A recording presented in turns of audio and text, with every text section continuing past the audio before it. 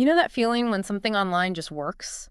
Like one tap, food arrives, a question gets answered instantly. Yeah, totally seamless. But then contrast that with, say, the last time you were wrestling with some clunky website, or maybe stuck on hold trying to fix a really simple problem in the real world. Oh, yeah.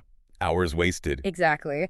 And the author we're looking at today kicks things off with this perfect image. His phone's telling him his flight to Newark is right on time, smooth digital promise. Uh-huh. But he's actually flying somewhere over Ohio, diverted because of bad weather.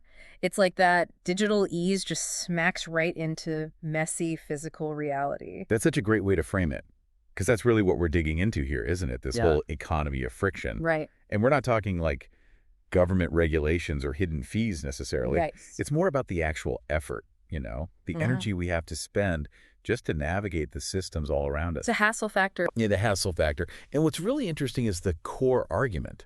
This friction, this hassle, it isn't actually disappearing. It just feels like it sometimes. It feels like it. But the idea is it's just being moved around. Yeah. Like, think of it like effort is conserved. If it's gone from your app experience, it has to pop up somewhere else. Okay. So this popular idea that tech is just making everything simpler, maybe not the full picture. That's what this author suggests. Yeah, look closer. Yeah. Because while tech is automating effort away in some places, those slick apps, the AI helpers, that same effort might be getting like fuddily repackaged and sold back to us in certain curated ways. Or, and this is crucial, it's getting dumped onto our creaking public infrastructure and the people trying to keep it running. Right. So the burden shifts. Exactly. And the piece breaks this down into like 3 different zones or worlds where friction behaves differently. Okay. First, there's that digital world. Seems almost frictionless, right? Through our phones, our computers. Then you've got the physical world. Often super frustrating, full of friction airports, roads, the basics. Definitely feels that way sometimes. And then this third space, these kind of curated real-world environments, places where difficulty is either styled, maybe for Instagram, or it's just removed entirely, but usually for a price. Like those perfectly designed neighborhoods, or maybe even those AI companions promising easy friendship. Precisely. Things designed to feel real and effortless, but where the background friction is managed away. Got it. So our mission for this deep dive, then, is to really kind of get under the hood of these 3 worlds. Yeah, see how they connect? See how they interact, and maybe most importantly, what are the bigger economic consequences of just shifting all this effort and difficulty around? That's the plan. Okay, let's start with that digital realm then, the one that seems obsessed with getting rid of, any effort at all. Yeah, and what's really striking is the sheer drive behind it. The piece really points to AI development as like the ultimate push to minimize any cognitive resistance. Make thinking optional. Almost, yeah. Engineer these incredibly smooth, do-everything digital interactions. And Meta's AI companions are a prime example here, right? I remember seeing Zuckerberg talk about how, the average person feels they don't have enough close friends. Right, fewer than 3 was the stat mentioned. Yeah, and the pitch is that Meta's AI can sort of step in, fill that gap. Not replace people, he said, but supplement relationships. But isn't that distinction itself kind of key to the business model? Selling you this simulation of connection, making it frictionless. It does raise questions about the downsides, definitely. The article mentions some pretty worrying things. Yeah, like the reports about Meta's AI getting into simulated sexual chats with users who seemed underage. Right, and those Instagram AI bots claiming to be licensed therapists when they absolutely weren't. It paints this picture where the focus on just seamless engagement might be overriding, basic safety checks or ethical lines. It's like we've gone beyond just fighting for our attention, like the author says, and now it's about creating this simulation economy. Simulation economy, I like that. Where the goal isn't just keeping you scrolling, but maybe subtly convincing you that real-world effort, real-world friction is just unnecessary, obsolete even. And you see this take it to an extreme with some startups, like Cluely. Their slogan was, "So you never have to think alone again." Wow. And they apparently wanted to eventually make a brain chip. It just shows how deep this desire runs to offload even our own thoughts. That really hits home when you think about education. There was that student quoted saying, college now feels more like how well I can use ChatGPT. Yeah. Like writing an essay isn't about wrestling with the ideas anymore. It's about crafting the right prompt for the AI. The actual thinking gets sidelined. And if you connect that to the economy, you see this shift, right? Education becomes less about learning for its own sake and more just a pathway to a job. Get the degree with the best career prospects. Which leads to what the author calls this misalignment problem. Explain that a bit. Well, the credential, the degree, it still signals value in the job market, right? It opens doors. Sure. But the actual work, the deep understanding that used to justify that signal might be, well, shrinking or outsourced to AI. So the signal remains, but the substance erodes. Exactly. And the author's fair, they say it's not really the student's fault. In this super competitive economy, using AI tools is almost rational. Yeah, you'd be at a disadvantage if you didn't, maybe. But it forces that big question. If AI does the work, what does the degree actually mean anymore? What happens when that 4-year credential doesn't guarantee competence? It's a serious issue. Yeah. Okay, so that's the digital world, striving for zero friction. Now, the complete opposite.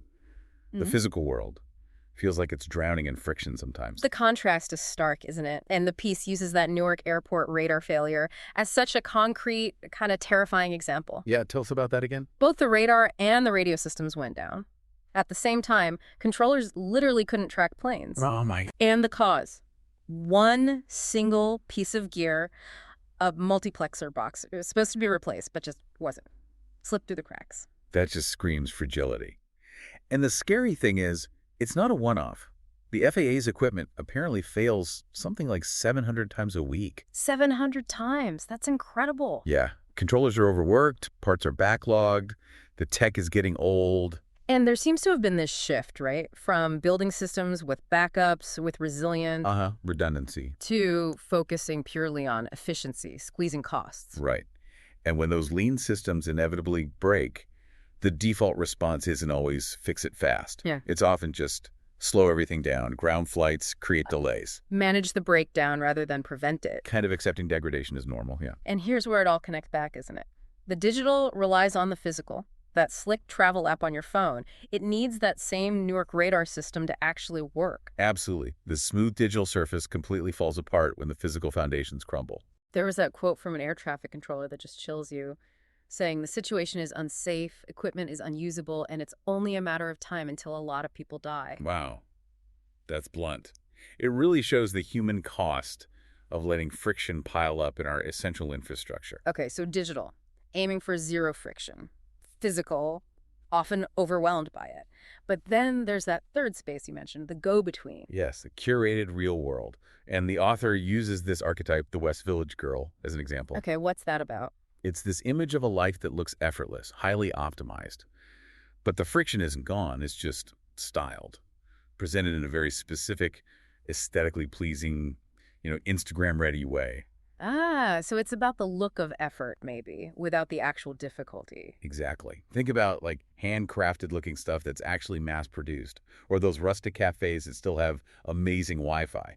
It's the illusion of authenticity, maybe, but with all the modern conveniences seamlessly integrated. The friction is managed behind the scenes. Right. And the author's careful here. It's not really a judgment, more a description of how things work now. These curated spaces let people feel like the world is working smoothly. Because someone else is handling the messy bits. Precisely. The underlying friction is outsourced, often invisibly. Which leads to this idea that friction is becoming, well, a class issue. Yeah, increasingly so. Wealth always bought some ease, obviously. But now, with public systems struggling and digital ease being so accessible but maybe superficial, those with money can basically build their own curated bubble. Blend the digital convenience with a styled physical world. That anecdote about the Uber driver was powerful. Has a master's degree, wants to break into finance. Right, and gets told flat out, don't bother studying, it's all about who you know. It shows how even institutions like universities can start feeling like set dressing, platforms for networking, ways to bypass the old friction of climbing the ladder. Yet the credential becomes access to the network, not just proof of knowledge. And you see this everywhere, right? Exclusive gyms, Members clubs like Soho House, those high-end grocery stores like Erewhon, influencer startups. You're paying for the curated environment. You're paying for the removal of difficulty, the filtered experience, the social signal it sends, that feeling that inside these walls, things just work. Okay, so we have digital minimizing friction, physical amplifying it, and curated spaces styling it. Now let's tie it all together, this friction economy concept. This is really the core, I think. That these three worlds aren't separate, they feed off each other.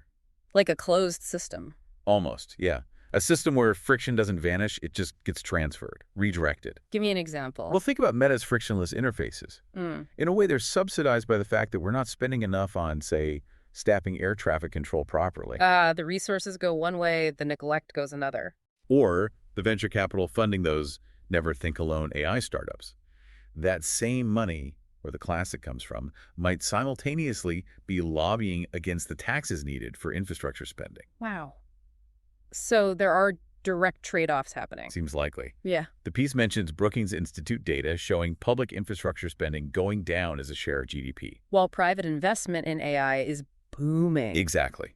A clear divergence where the money and the effort is going. And the author lists ways the digital actively extracts value by dumping friction onto the physical, right? Yeah, very concrete examples. Amazon's one-click buy. Huge pressure on warehouse workers, delivery drivers. Right. ChatGPT writing your essay. Massive energy consumption in data centers somewhere. Okay. Using AI for schoolwork now. Potential knowledge gaps down the line. And that Newark radar failure. Years of deferred maintenance friction kicked down the road until it caused a crisis. So the takeaway is, the more we chase individual, frictionless digital nirvana, the more collectively broken our shared physical systems might become. The author says the system finds a way to balance the books eventually. The friction will show up somewhere. Which brings us to the long view. The piece mentions Warren Buffett, his upcoming retirement, and his thoughts on the economy. Yeah, he's been talking about things like persistent inflation, the national debt, That's it. basically saying the current path isn't sustainable. And his comments on healthcare really clicked as a microcosm of this friction economy. Oh, so? Well, everyone knows healthcare is wildly inefficient, eats up a huge chunk of GDP. Right. Notoriously complex. But the friction involved in actually changing it, getting agreement, rebuilding systems, it seems so massive that we just don't. The friction of reform feels bigger than the friction of the current broken system. That's a powerful analogy. And Buffett himself apparently sees the urgent need for big reinvestment in real physical infrastructure. Contrasting it with just shuffling money around, right? Right. Focusing on assembling funds and charging fees instead of actually building things efficiently. He's pointing straight at that accumulated friction in the physical world we talked about. So maybe the big message here is that friction isn't the enemy. Maybe not inherently, no. Yeah. It can be information, a signal. Telling us where systems are stressed, where we need to pay attention. Exactly, where resources are needed. And there is a little hope offered, right? Mentioning Mississippi's school system improving as proof that positive change can happen. Yeah, and suggesting other paths, like maybe making tech platforms actually pay for the costs they push onto society, internalize those externalities. Or educational models that reward deep thinking, not just AI prompting skills. But ultimately, it circles back to that core idea. Remove friction here, it pops up over there, it doesn't just disappear. And that Uber driver anecdote again, being told it's all about who you know. Yeah, it really ties it up.